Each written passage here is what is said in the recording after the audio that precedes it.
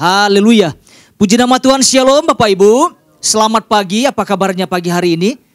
Luar biasa dahsyat ya. Kita percaya bahwa Tuhan hadir di tengah-tengah kita.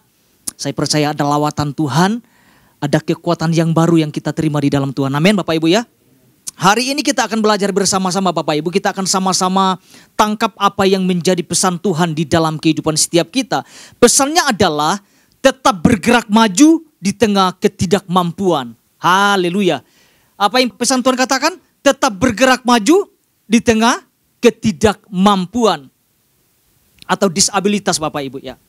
Ya. Tuhan ingatkan ini kepada setiap kita sebagai suatu dorongan Bapak Ibu. Ya, suatu dorongan agar di tengah ketidakmampuan kita tetap bergerak maju. Katakan bergerak maju. Apapun keadaan kita Bapak Ibu, apapun kelemahan-kelemahan yang ada di dalam diri kita, kita harus tetap bergerak maju bersama dengan Tuhan. Amin Bapak Ibu ya. Ya. Jujur kita ya ada banyak kekurangan Bapak Ibu. Ada banyak kelemahan-kelemahan. Ada banyak keterbatasan-keterbatasan di dalam kehidupan setiap kita. Namun jangan sampai hal itu membuat kita mati langkah ya. Jangan sampai hal itu menghambat kita untuk melangkah, untuk maju. Apalagi sampai mengasihani diri Bapak Ibu. Aduh saya terbatas, aduh gak bisa ngapa-ngapain. Waduh jangan sampai. Itu setan itu. Jangan sampai kita mengasihani diri. Saya mau katakan kita ini anak-anak Tuhan. Kita adalah prajurit-prajuritnya Tuhan. Katakan amin Bapak Ibu. Ya. Kita mau belajar bersama-sama Bapak Ibu. Kita mau tangkap apa yang menjadi tuntunan Tuhan di dalam kehidupan setiap kita. Saya akan masuk di dalam inti pesan Tuhan Bapak Ibu. Ini yang Tuhan ingatkan kepada setiap kita. Pak Ishak hari Minggu sudah sampaikan pesan Tuhan ini. Dan saya percaya setiap kita menangkapnya Bapak Ibu. Ada penekanan-penekanan yang Tuhan sampaikan yang perlu kita tangkap bersama-sama agar kita bisa bergerak maju bersama dengan Tuhan. Ini yang Tuhan sampaikan bahwa Tuhan tidak mau kita terpaku dengan segala bentuk keterbatasan dan ketidakmampuan atau disabilitas kita. Wow, itu begitu jelas dan tegas ya. Tuhan tidak mau kita terpaku dengan keterbatasan-keterbatasan yang kita miliki Bapak Ibu. Ya. Ya, Pak Ishak sampaikan betul kita manusia sangat terbatas. Punya kelemahan, bahkan banyak kelemahan di dalam kehidupan setiap kita. Kita manusia yang tidak sempurna Bapak Ibu. Yang sempurna hanya Tuhan Yesus Kristus. Haleluya. Namun ini yang Tuhan ingatkan Bapak Ibu. Jangan sampai keterbatasan atau ketidakmampuan kita ini akhirnya menghentikan langkah kita. Saya mau jangan sampai kita terhentikan. Oleh apapun, oleh keadaan apapun, oleh kelemahan apapun yang ada di dalam kehidupan setiap kita. Tuhan mau kita bergerak maju di tengah ketidakmampuan. Nanti Bapak Ibu boleh saksikan lagi di YouTube secara lengkap ya Bapak Ibu ya. Saya tidak bacakan secara lengkap. Mari kita lihat firman Tuhan Bapak Ibu. Di dalam 1 Korintus pasal 2 ayat 3 sampai 4. Ini yang menjadi dasar pesan Tuhan dalam minggu ini. 1 Korintus pasal 2 ayat 3 sampai 4. Demikian firman Tuhan.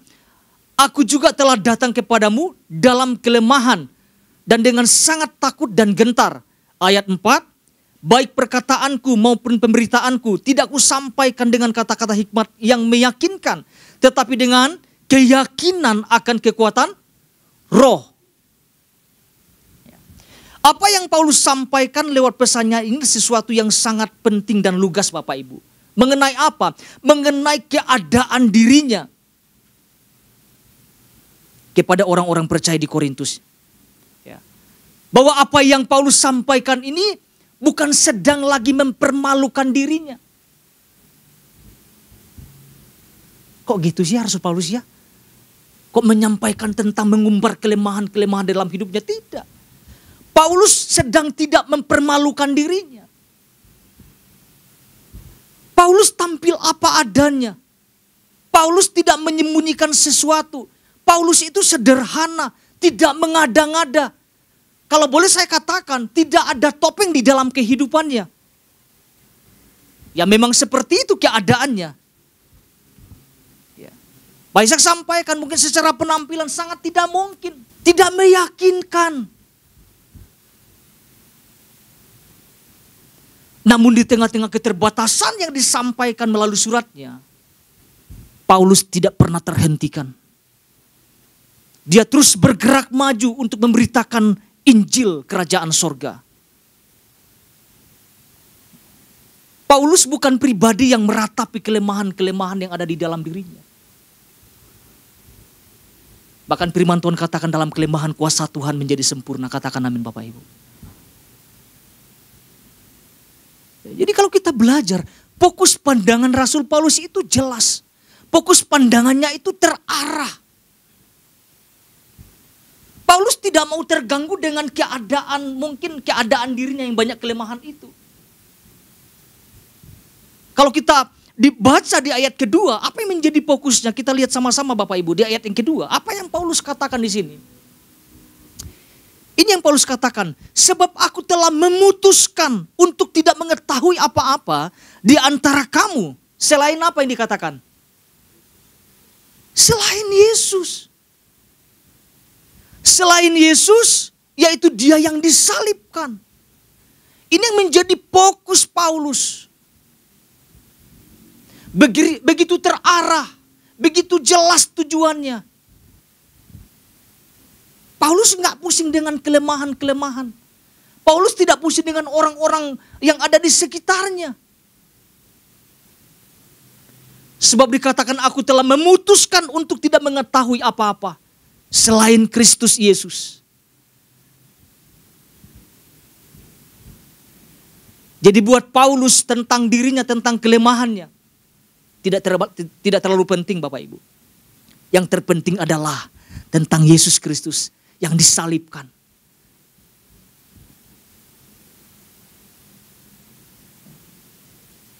Nanti kita mau belajar banyak Bapak Ibu. Satu hal yang sudah Pak Ishak sampaikan. Ini juga yang sama-sama kita tangkap ya Bapak Ibu ya. Berkaitan pesan Tuhan dalam minggu ini. Menurut saya ini sangat penting sekali untuk kita sama-sama renungkan ulang. Dan kita tangkap bersama-sama. Ini yang Pak Ishak sampaikan satu hal. Dikatakan gini, jangan berhenti ketika melihat keterbatasan ada pada diri kita. Libatkan kuasa Tuhan di dalamnya. Jelas ya Bapak Ibu ya. Jangan lihat keterbatasan. Kalau kita melihat keterbatasan dalam diri kita membuat kita terhentikan. Langkah kaki kita terhentikan. Ya kadang tanpa disadari Bapak Ibu seorang terhentikan ketika melihat ada keterbatasan di dalam dirinya. Aduh saya banyak kekurangan dan sebagainya. Ya, jangan sampai Bapak Ibu ya. Nah kita mau tangkap ini Bapak Ibu. Nah, pagi hari ini kita mau belajar satu hal Bapak Ibu. Saya nggak panjang-panjang Bapak Ibu. Satu hal ini yang sama-sama kita tangkap ya Bapak Ibu ya. Sederhana ini yang saya mau sampaikan. Ini sama-sama kita tangkap. Jangan pernah bersandar pada kemampuan kita sendiri. Jangan pernah bersandar pada kemampuan kita sendiri. Melainkan bersandar kepada kekuatan Tuhan yang tak terbatas. Ya. Di awal saya sudah sampaikan memang kisah sangat terbatas Bapak Ibu. Kita banyak kekurangan. Tetapi kita harus sadari bahwa kita memiliki Allah yang tidak terbatas di dalam kehidupan setiap kita. Oleh karenanya apa yang kita lakukan? Kita bersandar pada kekuatan Tuhan. Jangan bersandar kepada kemampuan kita sendiri. Ya. Kita pernah belajar tentang pribadi Musa Bapak Ibu. Musa punya kelemahan enggak Bapak Ibu? Oh punya kelemahan. Punya keterbatasan. Bahkan hampir terhentikan langkahnya. Ketika melihat dirinya lemah. Ketika melihat dirinya tidak mampu melakukan sesuatu. Kita bisa lihat di dalam Keluaran pasal 4 Bapak Ibu. Keluaran pasal 4 ayat 10 sampai 12. Apa yang dikatakan di sana? Keluaran pasal 4 ayat 10 sampai 12. Firman Tuhan berkata, lalu kata Musa kepada Tuhan, Tuhan, aku ini tidak pandai bicara. Dahulu pun tidak, sejak engkau berfirman kepada hambamu pun tidak. Sebab aku apa? Berat mulut dan berat lidah. Bukan berat kantong ya Bapak Ibu ya.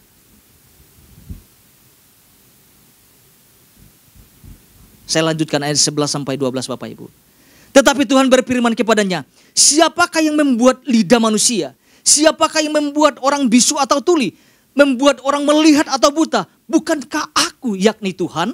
Ayat 12 berkata, oleh sebab itu pergilah, aku akan menyertai lidahmu dan mengajar engkau apa yang harus kau katakan. Kita bisa melihat dari ayat ini, Musa punya kelemahan.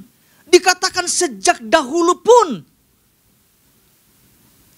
aku tidak pandai berbicara. Hampir terhentikan Bapak Ibu. Musa melihat keterbatasan di dalam dirinya.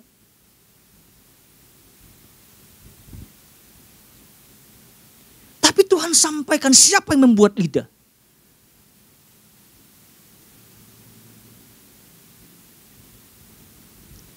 Kalau kita terfokus dengan kelemahan-kelemahan kita Bapak Ibu. Kalau Musa fokus dengan kelemahan-kelemahan dirinya, dia tidak akan pernah melihat tentang perkara-perkara yang hebat yang Tuhan nyatakan lewat kehidupannya. Betul gak Bapak Ibu? Oh iya. Tetapi ketika dia punya respon yang tepat di tengah-tengah ketidakmampuannya, kita bisa melihat waktu perjalanan dia membawa bangsa Israel keluar dari tanah Mesir. Ada perkara-perkara yang dahsyat yang Tuhan nyatakan Bapak Ibu. Itu juga terjadi di dalam kehidupan setiap kita. Kalau kita punya respon yang tepat. Jangan hanya fokus kepada kelemahan-kelemahan kita. Kita selesai Bapak Ibu kalau kita fokus dengan kelemahan-kelemahan kita. Tuhan katakan kepada Musa, pergilah, aku menyertai engkau.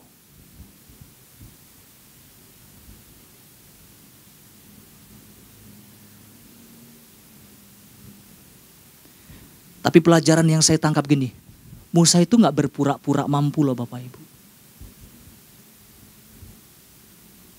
Apa adanya sama Tuhan. Dahulu pun Tuhan aku lemah, aku gak bisa berbicara. Aku gak pandai berbicara. Bagaimana kalau Musa sosok mampu Bapak Ibu, saya percaya gagal di tengah jalan. Saya melihat seolah-olah Tuhan desak Musa, ayo. Aku yang membuat lidah. Aku yang menyertai engkau. Itu contoh yang pertama kita yang sama-sama lihat Bapak Ibu. Contoh yang kedua adalah tentang Gideon Bapak Ibu. Gideon punya kelemahan gak Bapak Ibu? Punya. Betul ya? Sekalipun Tuhan mengatakan, hai pahlawan yang gagah perkasa, oh Gideon punya kelemahan. Kita bisa lihat di dalam Hakim-Hakim pasal 6 ayat 15 Bapak Ibu. Hakim-Hakim pasal 6 ayat 15. Ya. Ketika Tuhan pilih dia Tuhan untuk menjadi hakim Bapak Ibu, ini yang Tuhan katakan gini. Tetapi jawabnya kepadanya, Tuhanku, dengan apakah akan kuselamatkan orang Israel? Ketahuilah, kaumku, ini kelemahan-kelemahan kan gini, banyak alasan gini Bapak Ibu ya. Kaumku adalah yang paling kecil di antara suku Manasye. Dan aku pun seorang yang paling muda di antara kaum keluargaku. Ketika Tuhan pilih Gideon, inilah alasan yang muncul. Memunculkan ketidakmampuannya. Dikatakan kaumku adalah yang paling kecil di antara suku Manasye. Dan aku pun seorang yang paling muda di antara kaum keluargaku.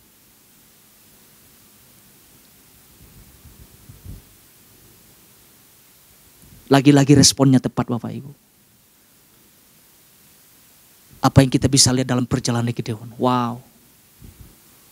Kemenangan demi kemenangan terjadi dalam kehidupannya. Bagaimana kalau cuma murung mengasihani diri. Ya memang kamu lemah. Kalau Tuhan model kayak gitu selesai Bapak Ibu. Kalau Tuhan katakan jangan berhenti Bapak Ibu. Terus maju. Satu lagi Bapak Ibu, satu contoh lagi.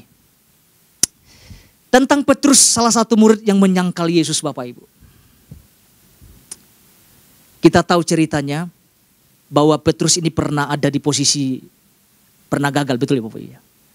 Pernah melayani bersama-sama, tiba-tiba tidak melayani. Dan selanjutnya.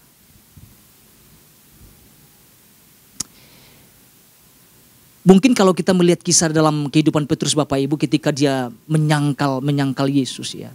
Mungkin sudah tidak ada kesempatan buat dia melayani. Betul ya? Mungkin kita pernah ada di posisi ini Bapak Ibu. Udah gak ada kesempatan saya untuk melayani Tuhan.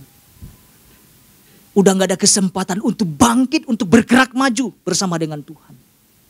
Apakah Tuhan selesai? Tidak. Yesus datang menghampiri Petrus Bapak Ibu. Apa yang terjadi? Singkat cerita lewat perjumpaan itu Bapak Ibu. Apa yang terjadi dalam kehidupan Petrus? Kita bisa lihat menjadi pribadi yang sangat dahsyat di tangan Tuhan.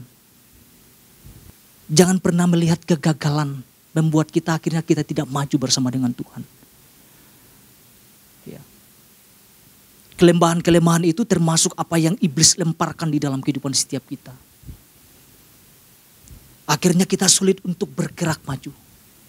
Dan pesan Tuhan ini datang kepada setiap kita. Tuhan mendorong setiap kita tetap bergerak maju di tengah ketidakmampuan. Nah, kita mau belajar kepada kehidupan Rasul Paulus Bapak Ibu. Di tengah-tengah keterbatasan dirinya, ia tetap tampil bergerak maju untuk memberitakan Injil Kerajaan Sorga. 1 Korintus pasal 2 ayat 4 sampai 5. 1 Korintus pasal 2 ayat 4 sampai 5. Apa yang dikatakan sini? Baik perkataanku maupun pemberitaanku tidak kusampaikan dengan kata-kata hikmat yang meyakinkan, tetapi dengan keyakinan akan kekuatan roh. Ayat 5, supaya iman kamu jangan bergantung pada hikmat manusia, tetapi apa? Tetapi pada kekuatan Allah. Penekanannya di ayat kelima ini Bapak Ibu sekalian lagi saya bacakan. Supaya iman kamu jangan bergantung pada hikmat manusia, tetapi pada kekuatan Allah. Paulus menekankan ini Bapak Ibu, jangan bergantung pada hikmat manusia. Jangan bergantung pada kekuatanmu sendiri. Melainkan apa? Bergantung pada kekuatan Tuhan yang tak terbatas itu.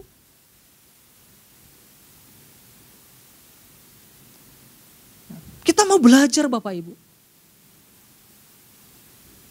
Paulus tidak bergantung kepada hikmat manusia. Paulus tidak bergantung kepada jemaat yang dia layani, tidak. Paulus hanya bergantung kepada kekuatan Tuhan. Nah, kita mau belajar apa rahasianya Bapak Ibu. Sehingga di tengah keterbatasan yang Paulus miliki, dia tetap bergerak maju. 3 kunci ini yang dapat kita sama-sama lihat secara cepat Bapak Ibu. Yang pertama, apa kuncinya? Yang pertama adalah hidup dalam kepenuhan roh. Ini sangat penting sekali Bapak Ibu. Ini yang membuat Rasul Paulus begitu bergerak maju di dalam Tuhan. Hidup dalam kepenuhan roh. Kita akan bisa lihat di dalam Kisah Para Rasul pasal 9 ayat 17. Puji Tuhan. Kisah Para Rasul pasal 9 ayat 17. Demikian firman Tuhan. Lalu pergilah Ananias ke situ dan masuk ke rumah itu. Ia menumpangkan tangan ke atas Saulus katanya. Saulus saudaraku, Tuhan Yesus yang telah menampakkan diri kepadamu di jalan yang engkau lalui. Telah menyuruh aku kepadamu supaya engkau dapat melihat lagi. Dan apa yang firman Tuhan katakan Bapak Ibu? Dan penuh dengan Roh Kudus. Saya sangat percaya Bapak Ibu, kepenuhan Roh Kudus inilah yang membuat Paulus terus bergerak maju dalam kehidupannya. Setelah dia mengalami kepenuhan Roh Kudus Bapak Ibu, Paulus tak terhentikan. Sekalipun dalam pelayanan kita bisa lihat dirajam batu, dipukuli.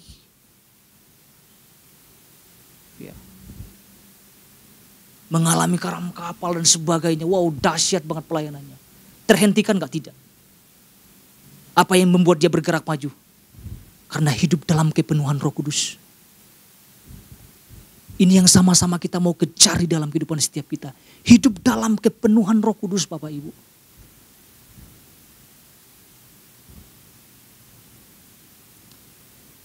Ya.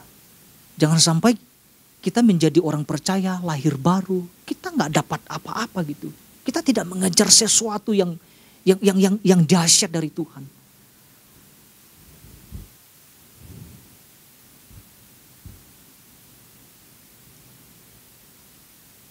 Ya, bayangkan kalau Paulus Bapak Ibu ya, tidak hidup dalam kepenuhan roh Allah.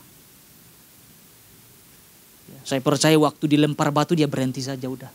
Untuk apa?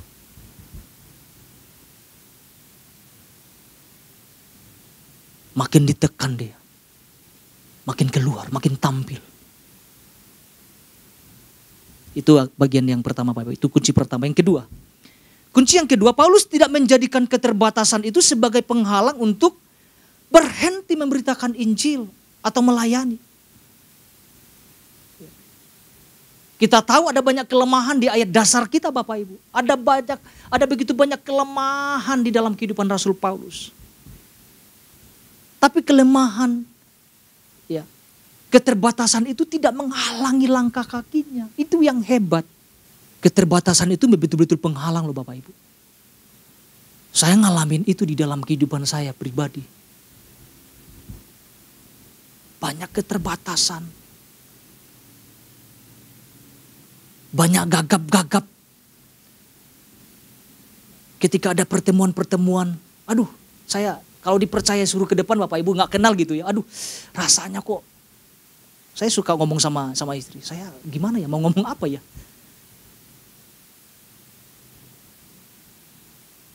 Jangankan mau WL saja hari Minggu masih deg-degan saja Bapak Ibu.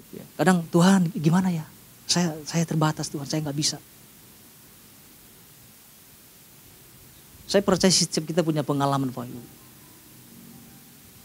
Kita bisa lihat di dalam 1 Korintus pasal 9 ayat 16 bagian B.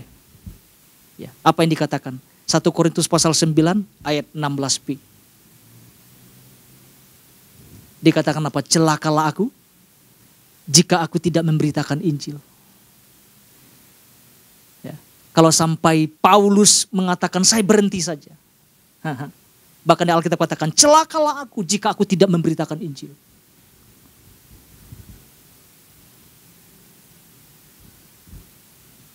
Bahkan kita bisa lihat lagi Bapak Ibu di dalam Kisah Para Rasul pasal 18 ayat 9. Ada bagian akhir ini sangat luar biasa Bapak Ibu. Dikatakan pada suatu malam berfirman Tuhan kepada Paulus di dalam suatu penglihatan. Dikatakan apa? Jangan takut. Apa kata selanjutnya Bapak Ibu? Teruslah memberitakan firman dan jangan diam. Artinya apa? Terus bergerak. Ini yang Tuhan ingatkan lewat penglihatan. Dikatakan teruslah memberitakan firman. Dan jangan diam.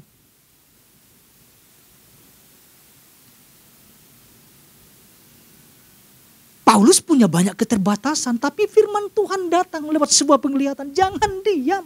Beritakan. Pesan ini sampai kepada setiap kita Tuhan sampaikan. Terus bergerak maju. Di tengah keterbatasan yang kita miliki.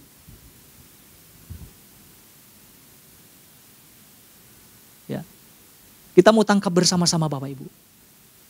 Seberapa kita yang rindu untuk terus bergerak maju bersama dengan Tuhan Bapak Ibu. Wow. Semua kita Bapak Ibu. Saya mau sampaikan terus bergerak maju bersama dengan Tuhan. Di tengah keterbatasan yang kita miliki. Yang terakhir Bapak Ibu, kunci yang terakhir. Yang terakhir adalah Paulus menyadari tentang panggilan Tuhan dalam hidupnya. Wow. Panggilan Tuhan adalah bagian yang paling utama dalam kehidupan Rasul Paulus Bapak Ibu.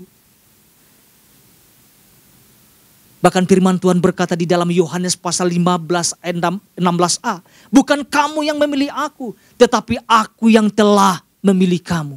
Tuhan sudah memilih setiap kita, katakan amin Bapak Ibu. Haleluya.